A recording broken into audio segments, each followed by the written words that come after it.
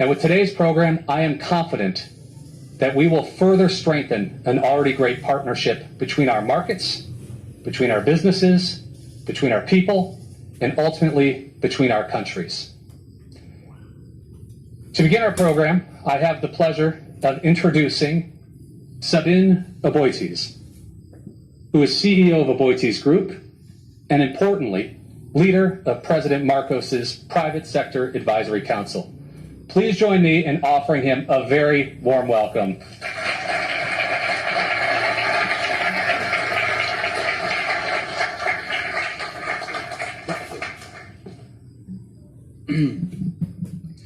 Good afternoon, everybody.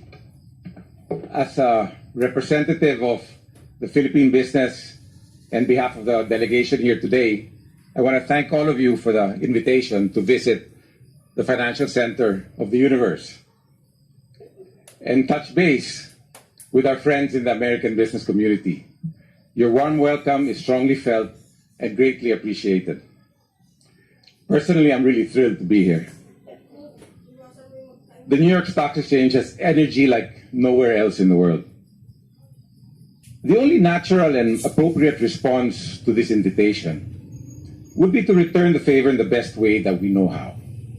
And with the same spirit of goodwill and partnership the United States has shown the Philippines for all these many decades. The friendship between our two countries has always been like Wall Street itself, a busy two-way street of economic give and take. And we sincerely hope and believe it will remain like this forever. So we're here today to support our president and his genuine efforts to revitalize this relationship and remind you of our commitment.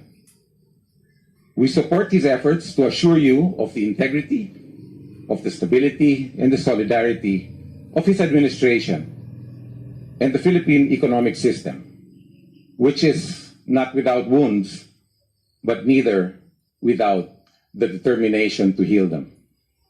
And of course, to unlock the massive economic potential our country has to offer with the help of good friends like you.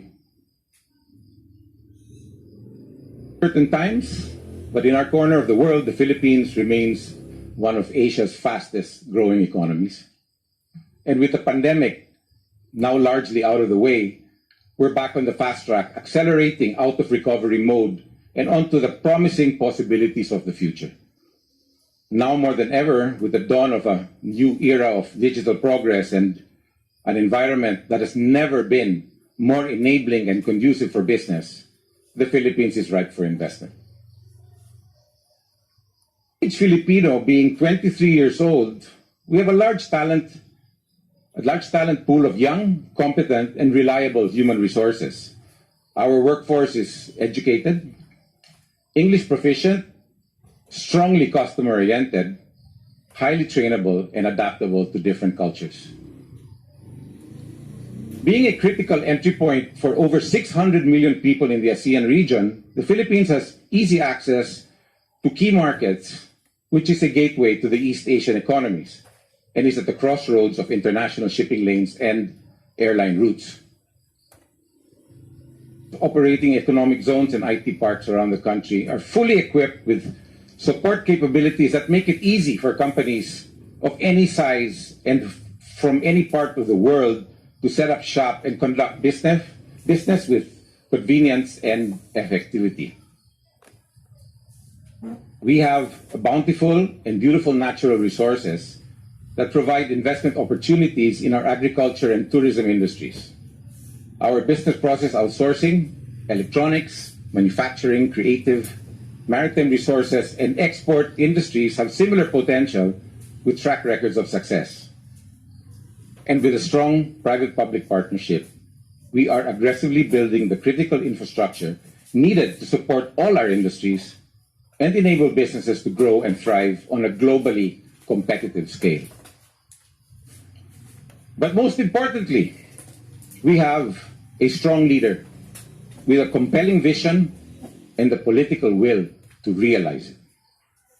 With the unified support of our Congress and the Filipino people, the new Marcos administration is taking a whole of government and nation approach to deliver on its promise to transform our economy. We in the business community believe in this vision. And as our longtime allies and partners, we hope you will too. I've seen many presidents in my lifetime, and they all have their strengths. The one we have today has quite cleverly gotten 30 of our country's busiest CEOs to voluntarily work for him. I know this because I'm one of them. And as convener of the Private Sector Advisory Council to the President, I have witnessed the ability of this man to bring together the best minds in business, use them to find real solutions to real problems, and then immediately implement them like he was flipping a switch.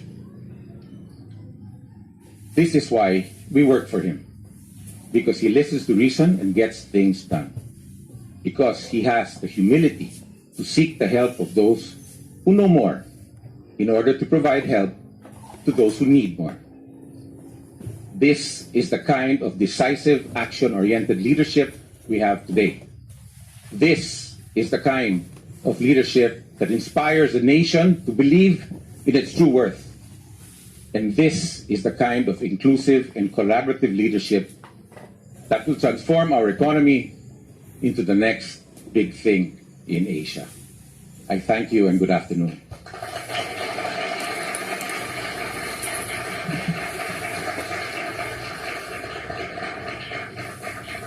And on that note, I'd like to introduce the Secretary of Finance, Secretary Jokno, to introduce the President.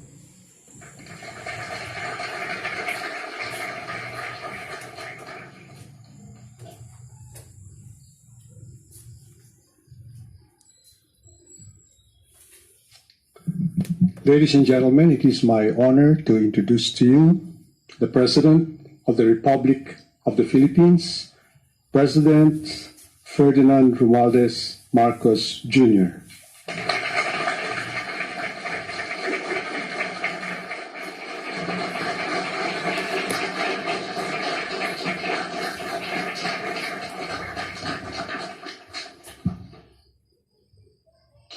Please be seated. Thank you, Secretary Ben Jokno, all the members of the Cabinet of the Philippines, Mr. John Tuttle, the Vice Chairman of the New York Stock Exchange, and for those kind words from Mr. Sabin Aboites, the convener of the Private Sector Advisory Council.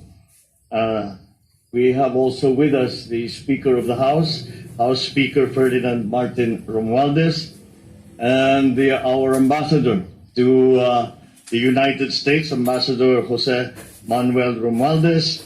Also with us is our permanent ambassador to the UN, Ambassador Antonio Lagdameo Sr.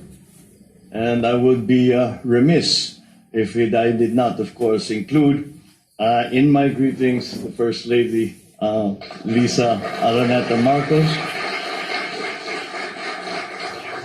Distinguished guests here today, ladies and gentlemen, good afternoon.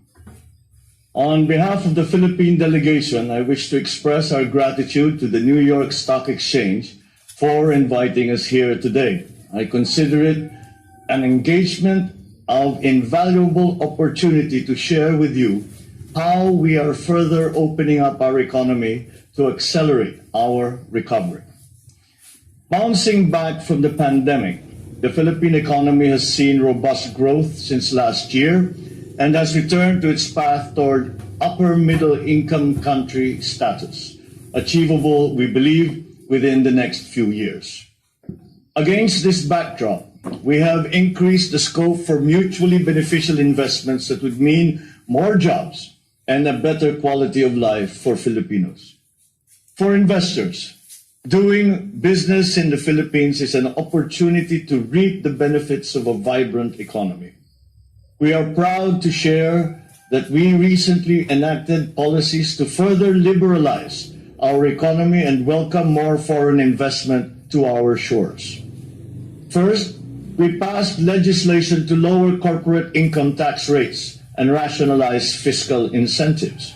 Second, We reduced the minimum paid-up capital requirements for foreign retailers and foreign startups bringing in advanced new technology. And third, we now allow full foreign ownership of companies providing public services such as telecommunications, shipping, air carriers, railways, subways, airports, and toll roads. The United States and the Philippines have strong and enduring ties in trade and commerce, among many other areas of cooperation. The U.S. is our third largest trading partner and second major source of foreign direct investment applications in 2021. To international investors, the Philippines offers high-quality labor, a large consumer market, and a wide range of fiscal and non-fiscal incentives. At the same time, we remain committed to maintaining sound macroeconomic fundamentals, providing a clear development roadmap. Let me expound a little bit on these important points. First, sound macroeconomic fundamentals. Our gross domestic product is projected to grow by 6.5% to 7.5% this year, by 6.5% to 8% from 2023 to 2028. The employment situation has improved following the temporary disruption caused by the pandemic. The unemployment spike of 17.6% in April 2020 fell drastically to 5.2% in July this year, the lowest record for all July rounds of our labor force survey since 2005. Manufacturing activity has accelerated, staying above the growth threshold of 50 for the past 7 consecutive months and settling at 51.2 last August. Trade is back to double-digit growth, with demand for trade partners boosting our exports, and with domestically situated firms importing more inputs in anticipation of rising demand. At the same time, with our commitment to fiscal discipline, the country's debt-to-GDP ratio has improved to 62.1% as of end June this year from 63.5% in the previous year. At the height of the COVID-19 crisis, the government implemented massive stimulus programs to readily support the most vulnerable sectors. Although our borrowings increased substantially during the pandemic, we continue to reduce the cost of our public debt through judicious debt management. Now that the economy is reverting to normalcy, the government is likewise heading back to the path of fiscal consolidation. We will reduce the government debt to GDP ratio to below 60% by 2025 and further down to 51.2% by the end of my term in 2028. Our economy's resilience to crises is recognized internationally. The Philippines has maintained its investment-grade credit ratings throughout the pandemic amid the wave of rating downgrades globally. As we look forward to achieving upper middle income status, we are also gearing up for A territory credit ratings in the medium term. On the external front, we have sufficient buffers against external shocks, supported by steady inflows of overseas Filipino remittances, receipts from business processing, outsourcing, and foreign direct investment. Our gross international reserves stood at $99 billion as of end August, equivalent to 8.3 months of import cover. This remains more than sufficient to cover the economy's foreign exchange needs. Moving on to my second point, our economic development roadmap. In the near term, our top priorities are protecting the purchasing power of families by managing inflation, reducing the scarring effects of the pandemic, and ensuring sound macroeconomic fundamentals. Thus, we are implementing policies that enhance food security, transport, reduce energy costs and logistical costs, strengthen social protection, and enhance the quality of education and skills training of our workers. As we pursue our short-term agenda, We build the foundations for a stronger, more inclusive future. Our medium-term agenda includes reducing the poverty rate to single digits by 2028 and undergoing an industrial transformation through which science, technology, and innovation and sustainability will drive our industries. In all our endeavors, the private sector must be a partner. We seek partnerships in many areas of our development agenda. In public infrastructure, such as mass transit systems, airports, toll roads, in public services, in digitalization initiatives, in the energy development agenda, in efforts to modernize agriculture, and in programs aimed at strengthening our industries, to just name a few. For American businesses, we offer investment opportunities in areas such as information technology and business process management, or IT BPM, medical products and devices, electric vehicles and batteries, agribusiness and telecommunications infrastructure and services. Despite external headwinds, the Philippines' economy's resilience, reinforced by sound policies and decisive leadership, makes us confident about our future. Over the past few decades, as the Philippines transformed into one of the most promising emerging markets, the United States has been among our steady partners.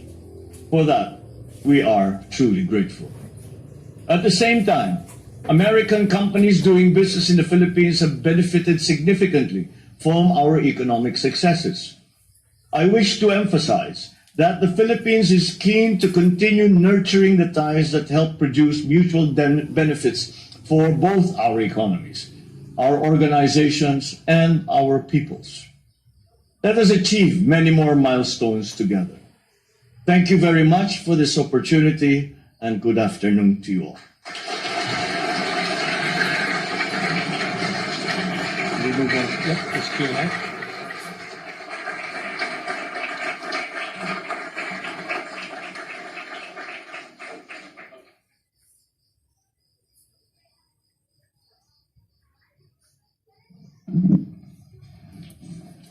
Well, thank you very much, Mr. President, for your remarks and obvious support of investment in the Philippines.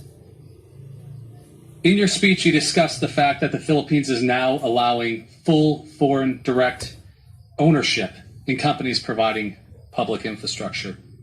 How important is foreign direct investment into achieving those economic plans of yours, Mr. President? Well, it should be on.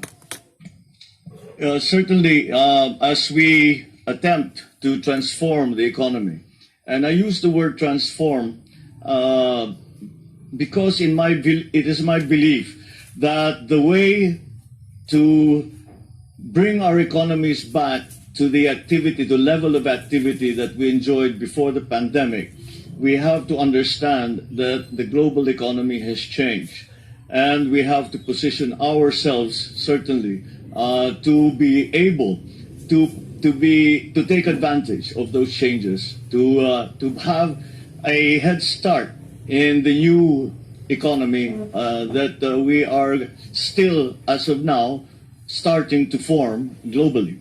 And a large part of that will be foreign investment in the Philippines.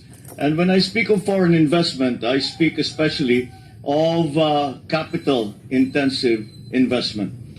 Because although we have our GDP, if we look at our GDP figures, a great deal of the contribution to GDP has been in our service sector.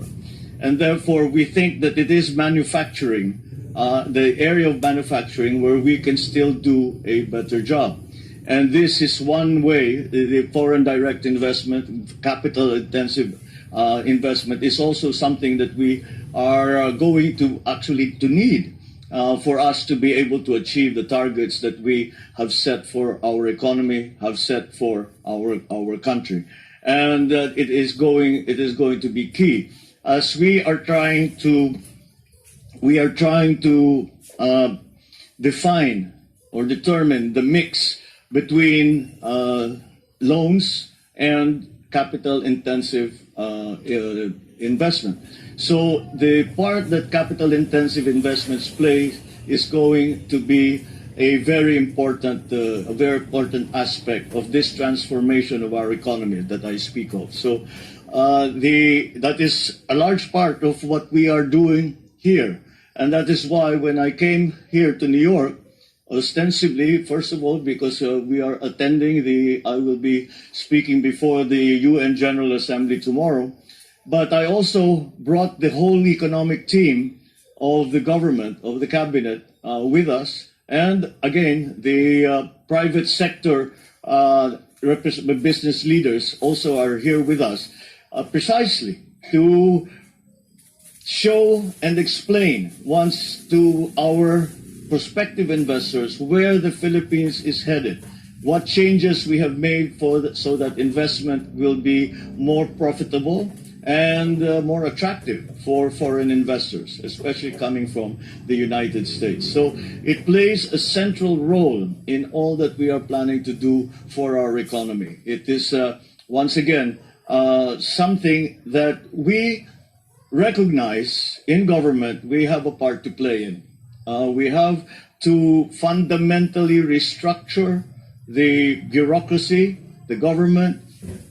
We listen to the chambers of commerce that tell us what are the obstacles that they find in their way, such as the ease of doing business, the prices of energy, all of these and these other legislative guarantees that investors are looking for. And I believe we are headed in the right direction. And I believe that if we continue down this road and we are able to attract investors to this new investing climate that we are starting to create in the Philippines, then I believe that with the role that foreign direct investment will play, I think we could succeed. But that just illustrates how important we consider that investment to the transformation of our economy. Well, thank you very much, Mr. President. You mentioned two themes in particular. One was, of course, foreign direct investment, but you also touched on the United States and it being one of the most important investors in the Philippines. Now, the United States and the Philippines have long enjoyed a very productive relationship and partnership. Can you talk a little bit about that partnership and how you see it going forward? Well, our relationship has gone back for over 100 years between the United States and the Philippines. And as we just earlier today, we had a lunch that was hosted by the U.S.-Philippine Society. And I spoke to them and we talked perhaps more on the subject of geopolitics. And I explained that it is very clear to me in my vision for the way that the country will move forward, that I cannot see the Philippines in the future without having the United States as a partner. And although I was referring to the geopolitics of it, and I was referring to the political situation in the region and around the world, that certainly does continue to apply in our exchanges in the economic front. And many of the drivers of our early economy were actually American corporations. Many of the strongest corporate benefactors really to government and to the rest of society in the Philippines were coming from the United States. Now, of course, this has evolved as time has gone on, but the strength of that relationship continues. And we envision a further strengthening of those relationships. I believe that the political, economic, diplomatic relations that we make, the partnerships that we forge that we strengthen now, are going to be extremely necessary for the simple reason that they provide the stability in this highly unstable economic, political, geopolitical, diplomatic environment. This is something that is central to our thinking when it comes to the economic planning for the Philippines. So again, we have adjusted many of our ways of doing business at the behest of our friends in the United States and of the American businesses that are already in the Philippines. And so I think that will give us great opportunities in the future, and for both our countries, for private corporations, for government-to-government agreements and arrangements. We have really opened up the policy of the Philippines to more of these public-private partnerships, but not only PPPs, but also G2G arrangements, as I mentioned, joint venture between private entities. And it is something that we feel can actually be achieved. So the United States has always been central to that. I cannot overstate really the role that the United States has played in the Philippines in every aspect of our lives, and so this is just a continuing evolution and I believe strengthening of that relationship between the United States and the Philippines, and we are driven together in many ways by forces that exist now in the world, and that I think is something that we certainly in the Philippines, and I think not in the United States either, that we are resistant to. So it is something that we can I can see as becoming stronger and becoming more robust as we work together towards exploiting properly the new global economy. Thank you very much, Mr. President. You touched on American businesses investing in the Philippines and the opportunities to do that through public-private partnerships, the infrastructure projects you identified on the onset as well. As we look at the population and we look at the economy, it's young, it's dynamic, it's tech-focused. It has high English language fluency. It's ripe for investment. What is your message to investors in this room, those watching us from around the world, for how to invest in this next generation of Philippine companies that one day, selfishly, we hope will come here to the New York Stock Exchange to raise capital and to grow and expand and even do more things? What is your message to them, Mr. President? Well, to achieve exactly what you were saying, at least to begin with. Yes, we certainly, when I'm asked why do you have such a bright view of the future, and my answer is always that there are 110 million Filipinos that are working towards the same goal, and that I still believe is our workforce is still our greatest asset, and it is something that we have seen succeed. First of all, with our overseas Filipino workers, but also in the development of the more sophisticated businesses that have come to the country, and highly technical, highly requiring technical proficiency, requiring good training in schools. We will still continue to try and improve the education system in terms of the technical side, the technical side of our workforce's training, and as we know, because that is becoming more and more important in the world. But the young people in the Philippines also, I suppose there is a form of institutional memory. And we still look to the United States as our partners. When we are in crisis, we look to the United States. We look to the relationship that has been forged over the many years. And I have to say that the reason that we have done that is that, for the most part, we can say that the United States has not failed us. That sentiment remains in our young men and women. That sentiment remains and will, I think, be further fostered if we are able to show some successes, at least immediately, we show some immediate successes in this partnership.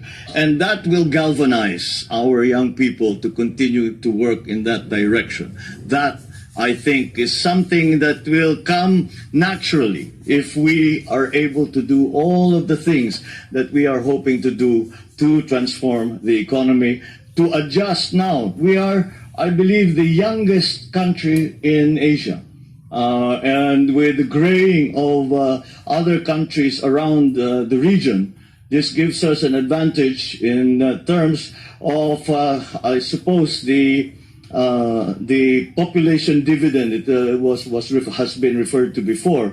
It gives us an advantage in terms of the population dividend, and they are ready to take up the cudgels. They are ready to work for the country. They are ready to do what needs to be done to bring the country forward. And I feel confident in saying that, because in the last election, it was the young people who drove forward the idea that we must continue to invest in our young people. We must continue to train them properly. We must continue to make them competitive anywhere in the world, but most hopefully in the Philippines with our partners and with our allies.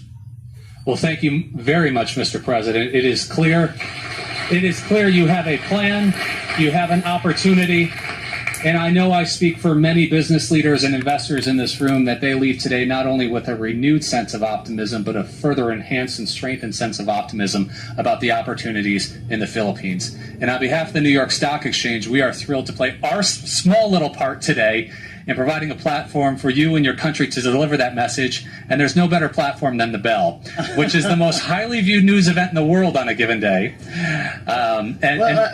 Similar to what Mr. Aboites mentioned, we are all thrilled to be here. As when we were talking before coming out here, I said, well, of course we're familiar with the New York Stock Exchange and the bell and that most important balcony in the world.